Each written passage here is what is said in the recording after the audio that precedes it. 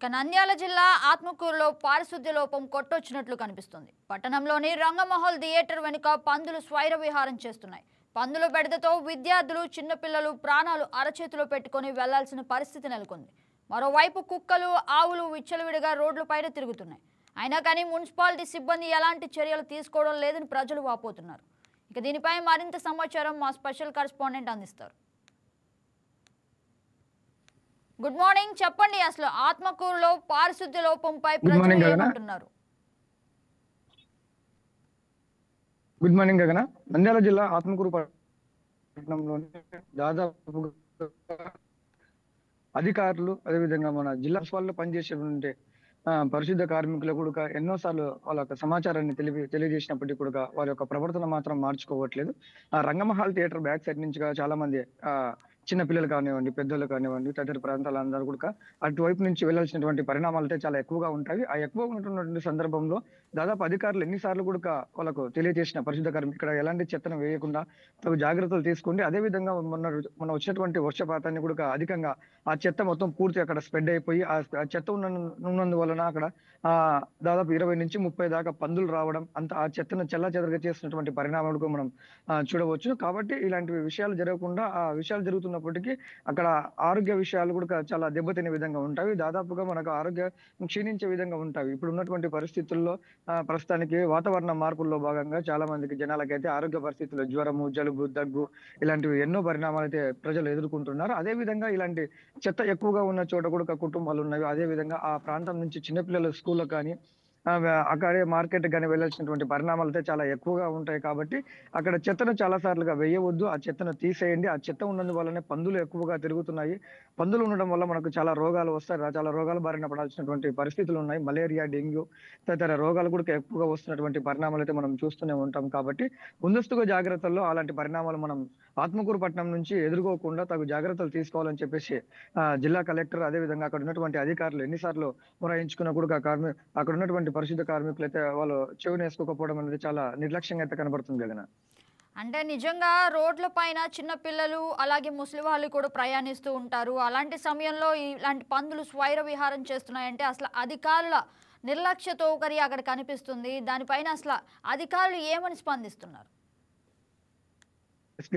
మనం అధికారులకు అదే విధంగా ఈ స్పందనపై జిల్లా కలెక్టర్ దృష్టి కూడా తీసుకెళ్లినటువంటి పరిణామాలు అయితే మనకు మొన్న దాకా అక్కడ ఉన్నటువంటి చాలా మంది ప్రజలు స్పందన కార్యక్రమంలో కూడా ఈ విషయం పైన గల్లం లేవలెత్తడం జరిగింది. దాదాపుగా చాలా ఇబ్బంది పడుతున్నటువంటి పరిస్థితులు, చిన్నపిల్లలు ఏదైనా అటు సైడ్ గా వెళ్తున్నటువంటి పరిస్థితుల్లో ఏదైనా సరే పందులు అవంతగా అవి ఒక్కసారిగా మీనికి వచ్చి వాళ్ళని కూడా ఏదైనా అటాక్ చేసేటువంటి పరిణామాలు కూడా చాలా ఎక్కువగా ఉన్నాయి. ఇటువరకు అయితే ఇంత ముందుకైతే మనకు ఆత్మకూరు పట్టణంలో చాలా కుక్కల బెడద కూడా చాలా ఎక్కువగా ఉండేది. చిన్నపిల్లల కానించి పెద్దల మటుకు పైన అటాక్ చేసినటువంటి పరిణామాలు కూడా మనం చాలా చూస్తున్నాం.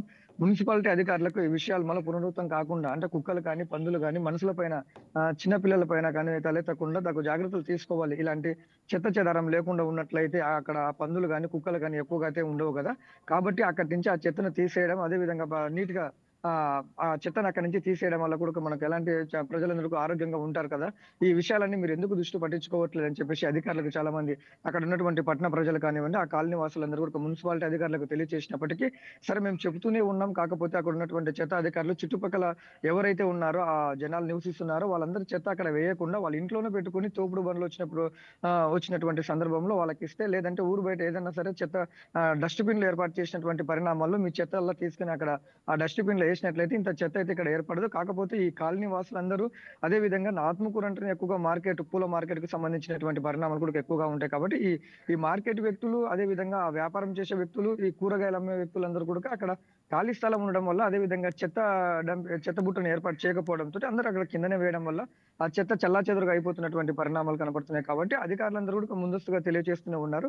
ఆ చెత్తను ఎక్కడ వేయొద్దండి, ఏదైనా సరే మేము డంపింగ్ అదేదైనా చెత్తను ఏర్పాటు చేయడం, డస్ట్బిన్ ఏర్పాటు చేసినట్లయితే ఆ చెత్త అక్కడ ఏర్పాటు చేసాం, అందులో వేయండి అని చెప్పేసి అధికారులు ఇంటి వరకు అయితే తెలియజేస్తూ ఉన్నారు. అయినప్పటికీ వాళ్ళు ఎన్నిసార్లు తెలిపినప్పుడు కూడా అంటే ఇక్కడ కాలనీ వాసులు, ఆ చుట్టుపక్కల ఉన్నటువంటి కాలనీ వాసులు, అదే విధంగా మార్కెట్లు ఉన్నటువంటి వాళ్ళు, అదే పూలు అమ్మేటువంటి ఈ వ్యక్తులు ఎవరైతే ఉన్నారో వాళ్ళు కొద్దిగా కొద్దిగా మార్పులు వచ్చినట్టయితే ఆ చెత్తను అక్కడ వేయకుండా ఎక్కడైతే డస్ట్‌బిన్ ఏర్పాటు చేసినారో ఆ డస్ట్‌బిన్‌లో వేసినట్లయితే ఇంత చెత్త చెదారం ఇక్కడ నిలువైతే ఉండదు కాబట్టి మేము ఎన్నో సార్లు వాళ్ళకి తెలియజేస్తున్నాం. అదే విధంగా కొందరు ఏస్తున్నటువంటి పరిణామాలు మేము చూసి వారి పైన కూడా ఫైన్‌లు విధించడం జరిగింది.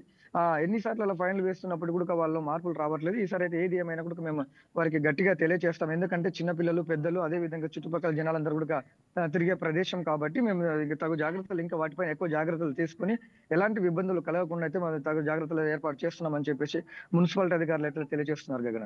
అయితే వర్షం కారణంగా రోడ్లపై నీళ్లు కూడా నిల్వ ఉండటం జరుగుతుంది. ఇక చెత్త దాంట్లో ఉండటం వల్ల భయంకరమైన కలరా, టైఫాయిడ్, డెంగ్యూ వ్యాధులు కూడా వచ్చే అవకాశం ఉంది. అంటే ఎందుకు అసలు అక్కడ ప్రజల యొక్క ఆరోగ్యం పట్ల అధికారులు శ్రద్ధ వహించట్లేదు? ఎస్ గగన. మనం చూస్తూనే ఉంటాము. ఈ అధిక వర్షపాతం మనకు నమోదవుతున్నటువంటి పరిణామాల్లో ఆత్మకూరు పట్టణం కూడా ఒకటిగా మనం చెప్పవచ్చును. పూర్తిగా నల్లమల్ల ఫారెస్ట్ కాబట్టి ఇక్కడ వర్షపాతం ఎక్కువగా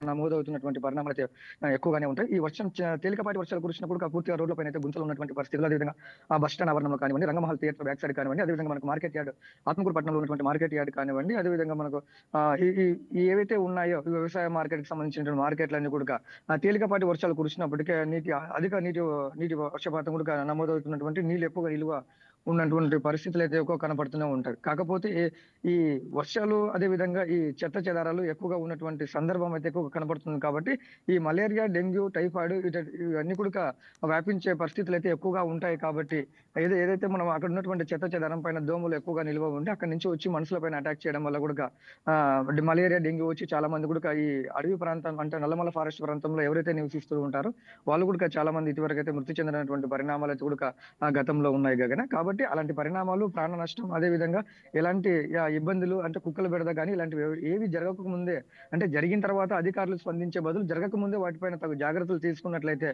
ఎవరి ప్రాణాలు మనం కోల్పోకుండా మనం ఉంటాము. అదే విధంగా ఎవరు రోగాన బారిన అంటే అనారోగ్యం బారిన పడకుండా అయితే తగు జాగ్రత్తలు మనం ముందస్తుగానే అయితే తీసుకోవచ్చు. కాబట్టి అందరూ దయచేసి ఏదేమైనప్పటికీ కూడా అధికారులు కానివ్వండి, అదే విధంగా చుట్టుపక్కల రంగంహాల్ థియేటర్ పక్కన నివసిస్తున్నటువంటి జనాలు కానివ్వండి, అదే విధంగా సొంత మార్కెట్ లో వారి యొక్క వస్తువులు అమ్మకాలు జరుపుతున్నటువంటి వ్యక్తులు కానివ్వండి, ప్రతి ఒక్కరు మన ఆత్మకూరు పట్టణాన్ని స్వచ్ఛందంగా మనం చేసుకోవాలి. కాబట్టి ఎవరి అక్కడ చెత్త వేయకుండా ఉన్నట్లయితే ఈ రోగాలు కానివ్వండి ఇదేది మన బారిన పడకుండా ఉంటాయి. కాబట్టి అధికారులు తెలుపుతున్నటువంటి విషయాలను కూడా దృష్టిలో ఉంచుకొని మనమందరం తగు జాగ్రత్తలు తీసుకొని చెత్త చెదారాన్ని అక్కడ వేయకుండా ఎక్కడైతే డస్ట్‌బిన్‌లు ఏర్పాటు చేశారో అక్కడ వేసినట్లయితే మనం రోగాలను కూడా తగ్గించుకోవచ్చు అని చెప్పేసి అటు అధికారులు చెప్తున్నారు. ఇటు మున్సిపాలిటీ అధికారులు అయినా ప్రతి ఒక్కరు తెలియజేస్తున్నారు.